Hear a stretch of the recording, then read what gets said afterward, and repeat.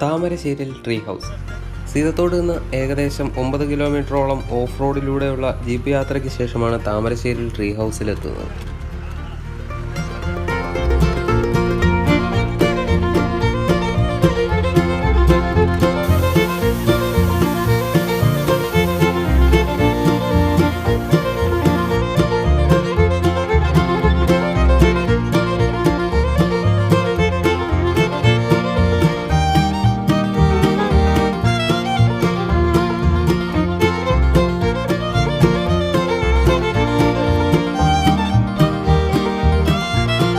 വെറും താമരശ്ശേരിൽ tree house അല്ല, സജിത് ചേട്ടൻ്റെ താമരശ്ശേരിൽ ട്രീ ഹൗസ്.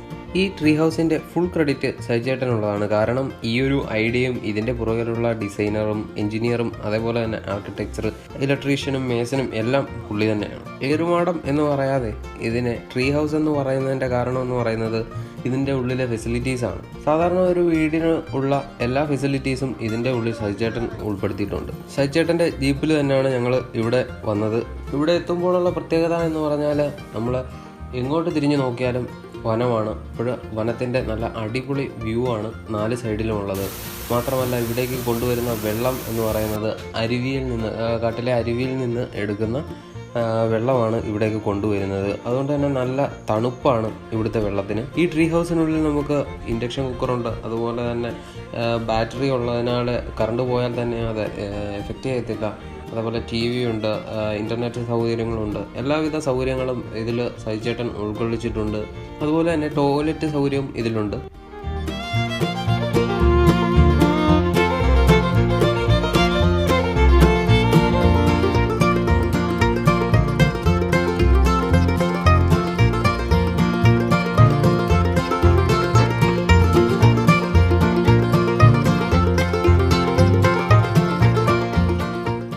ഒരു ഒറ്റ മരത്തിൽ താങ്ങി ആണ് ഈ ട്രീ ഹൗസിൻ്റെ നിൽപ്പ്.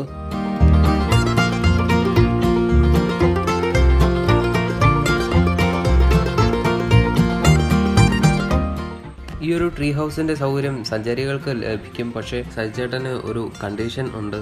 അവർ അതിന് പരിചയക്കാരായിട്ടും എല്ലാം വരുവാണെങ്കിൽ നമുക്കിപ്പോൾ ഒരു ദിവസത്തേക്ക് താമസിക്കുന്നത് നമുക്കതിന് വിരോധമൊന്നുമില്ല. അല്ലാതെ ആൾക്കാരെ നിർത്തി നമുക്ക് പരിചയമില്ലാത്ത ഏരിയ ആയതുകൊണ്ട് അത് തന്നെയല്ല ഈ മറ്റ് വലിയ പ്രദേശം, മറ്റ് മൃഗങ്ങളുടെ ഇതൊക്കെ പ്രശ്നങ്ങളൊക്കെ ഉണ്ട്. അപ്പോൾ നമ്മൾ അങ്ങനെയുള്ള ഒരാളെ കൊണ്ട് പരിചയമില്ലാത്ത ഒരാളെ താമസിപ്പിക്കാൻ പറ്റത്തില്ല ഇവിടെ.